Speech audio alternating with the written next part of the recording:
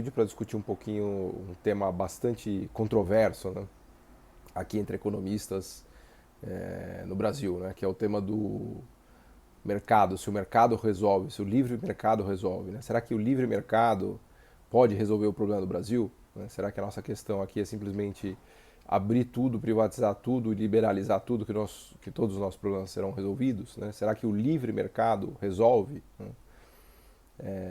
E a resposta simples e rápida na minha cabeça é que não. Né? O livre mercado não resolve. Né? E por que ele não resolve? Ele não resolve por um motivo muito simples. Né? O livre mercado ele tende a criar muitos oligopólios e monopólios nos mercados que são mais importantes para a gente, né? Especialmente no mercado mundial. Quando a gente olha os países que dominam o mercado mundial, as empresas que dominam o mercado mundial, a gente repara que essas empresas operam no que os economistas chamam de estruturas de mercado de monopólio ou de oligopólio. Né? Elas conseguem conquistar um espaço enorme e fica muito difícil para as empresas brasileiras e para as empresas de países emergentes ganhar espaço nesses mercados oligopolistas e monopolistas. Né? Por que esses mercados são oligopolistas e monopolistas? Porque eles têm o que os economistas chamam de barreiras à entrada, né?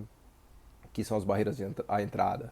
Em geral, quando os produtos têm muito conteúdo tecnológico e as empresas têm grande know-how sobre esse conteúdo tecnológico, se produzem estruturas de mercados não competitivos. Né? As empresas dominam esse conteúdo tecnológico e fica muito difícil para as outras empresas que não têm o domínio e o controle disso entrar nesses mercados. Né?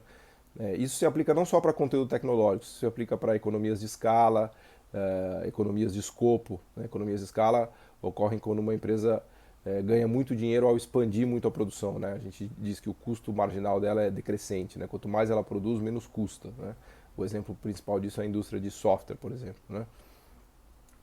Então, nesses mercados mundiais, que são os mercados mais interessantes, mais ricos e mais importantes, existe muita economia de escala, economia de escopo, conteúdo tecnológico, curvas de aprendizagem, né, que compõem o que os economistas chamam de barreiras à entrada. E essas barreiras à entrada constituem mercados do tipo monopolistas e oligopolistas. Né? Então, o Brasil não é um país rico porque ele não conseguiu conquistar esses mercados, ele não conseguiu ir para o mundo e dominar ou ganhar algum espaço nesses mercados mais sofisticados. E por que ele não conseguiu? Ele não conseguiu porque é difícil mesmo, né? Porque a competição em estruturas de oligopólio e monopólio é muito difícil, muito assimétrica. Né? O oligopolista ou os monopolistas têm uma posição privilegiada, então fica muito difícil para empresas emergentes, como a economia brasileira, por exemplo, vingar e conquistar esses mercados. Se a gente abrir e liberalizar e privatizar tudo aqui, o que vai acontecer? Basicamente nada. Por que nada? Porque a gente não vai conseguir, ainda assim, a gente não vai conseguir entrar nesses mercados e conquistar espaço nesses mercados que são os mais relevantes. Né? Quando a gente olha todos os países ricos, eles têm posições importantes nesses mercados sofisticados de manufaturas high-tech, de alta tecnologia, de serviços empresariais sofisticados e que têm essas estruturas que protegem, né, essas empresas e esses países da entrada dos países emergentes e mais pobres, mesmo com o custo de mão de obra mais barato, né, porque a economia de escala que as empresas estabelecidas têm e o domínio tecnológico que eles têm é tão grande que isso mais do que compensa o custo de mão de obra barato dos países pobres e emergentes. Então, quem produziu isso foi o próprio mercado mundial. Né? Não foram governos que produziram isso, foi a própria dinâmica do capitalismo que criou essas estruturas mais concentradas, né, na economia mundial como decorrência natural do funcionamento do sistema. Aliás, esse é um debate clássico, inclusive do próprio Milton Friedman nos anos 50. Tem um debate interessantíssimo dele com o Galbraith, né, sobre as estruturas de mercado nos Estados Unidos, né, e que o Galbraith argumentava que a tendência do sistema era se concentrar, né, especialmente na parte de manufaturas e serviços com escala. Né?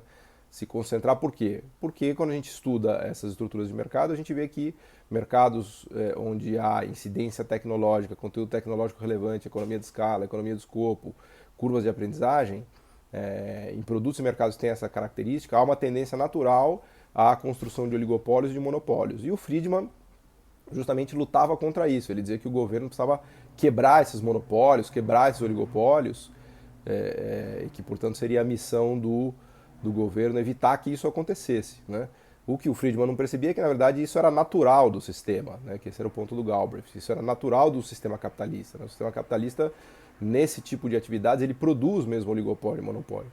Não produz oligopólio e monopólio nas atividades também conhecidas como simplistas, né? Em que não há conteúdo tecnológico, não há economia de escala, de escopo, nada disso, né? Por exemplo, serviços tradicionais, serviços simples, do tipo atendente de loja, restaurante, call center, até mesmo em manufaturas de baixo conteúdo tecnológico, né, manufaturas low-tech, commodities em geral, que são mercados muito concorrenciais, esses acabam não produzindo estruturas de mercado oligopolistas ou monopolistas. Né?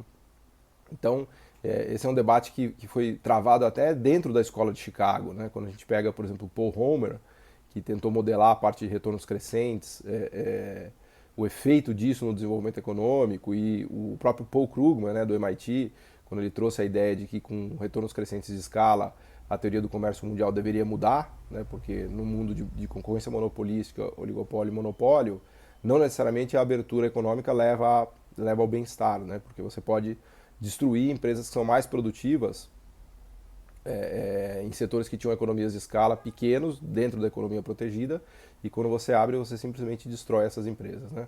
E outros também, o Stiglitz explorou muito isso, tem um livro dele que eu vou deixar indicado aqui mais recente, que mostra como a existência de retornos crescentes e conteúdo tecnológico e conteúdo de know-how, né, a chamada economia do conhecimento, acaba produzindo essas estruturas monopolistas ou quase monopolistas, e isso dificulta muito a vida dos emergentes. Né? Então, abre-se um espaço, inclusive, para a política industrial dentro desse contexto. Né? Então a gente tem os grandes nomes, os grandes economistas desse final de século, né? o Stiglitz, o Krugman, o Paul Romer, são todos ganhadores de prêmio Nobel, destacando a importância disso que eu tenho falado. Né? E o grande economista por trás dessa ideia é o Eric Reinert, né? Que escreveu aquele livro que eu adoro, que é o como os países ricos ficaram ricos e por que os pobres continuam pobres, e que a tese básica dele é que os mercados mais importantes do mundo, que são as manufaturas sofisticadas, high-tech e os serviços empresariais, são mercados que operam com estrutura oligopolista e monopolista. Né? Então, é muito difícil para os países emergentes, para as empresas de países emergentes, vingarem e conquistarem esses mercados. Né? Por isso que elas continuam pobres, por isso que esses países continuam pobres. Né? Então, há uma divisão internacional do trabalho no sentido de organização industrial do sistema. E aí, isso não é teoria da conspiração, não. Isso é o funcionamento normal do sistema capitalista. Onde tem espaço, a empresa expande, toma mercado, consolida, porque ela quer, obviamente, aumentar o lucro dela. Então, se tomar o mercado, consolidar o mercado for a melhor estratégia para aumentar o lucro, é isso que ela vai fazer. E se tiver economia de escala, é isso que vai acontecer. Né? O exemplo mais fantástico disso é o caso da Microsoft, que tomou o mercado mundial inteiro de software, com Windows e com a plataforma de Excel, Word, etc. e tal.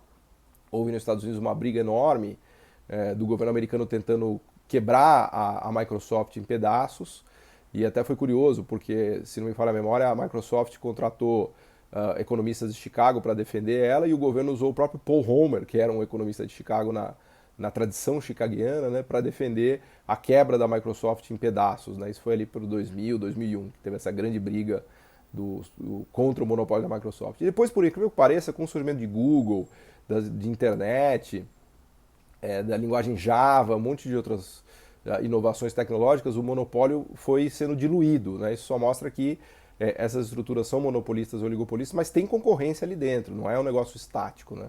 Isso é importante dizer também.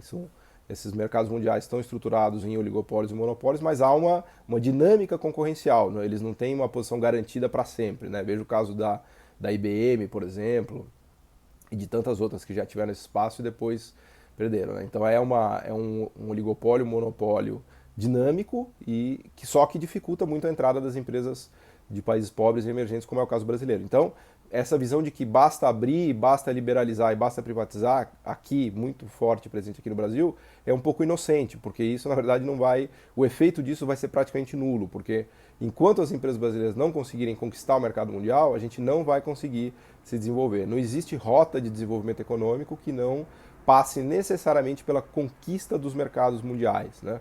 no que os economistas mais liberais ortodoxos chamam de abertura econômica, na verdade, o que importa não é a abertura econômica, o que importa é a conquista do mercado mundial com exportação de manufaturas e de serviços sofisticados e manufaturas high-tech, né? Que isso aparece nas estatísticas como um fluxo de comércio muito grande sobre PIB, né? No que a gente chama de medida de abertura econômica, que é a soma das exportações mais importações sobre PIB. Mas, no fundo, o que isso está medindo é a capacidade do país de conquistar mercados no mundo, especialmente de manufaturas, que é onde a gente tem muita possibilidade de economia de escala, né? Você pega a China, por exemplo, tinha 1% do comércio mundial, hoje tem quase 15%, um negócio devastador. Assim, né? Então, a abertura, na verdade, que importa é a conquista do mercado mundial. E a conquista do mercado mundial não é feita simplesmente com redução de tarifas. Né? A redução pura e simples de tarifas pode simplesmente matar algumas empresas que ainda estavam sobrevivendo na economia brasileira. Para se resolver isso, tem que ser feita uma política industrial inteligente, que entenda o que está acontecendo com a empresa brasileira e por que ela não consegue conquistar o mercado mundial. Tá bom? É isso, obrigado.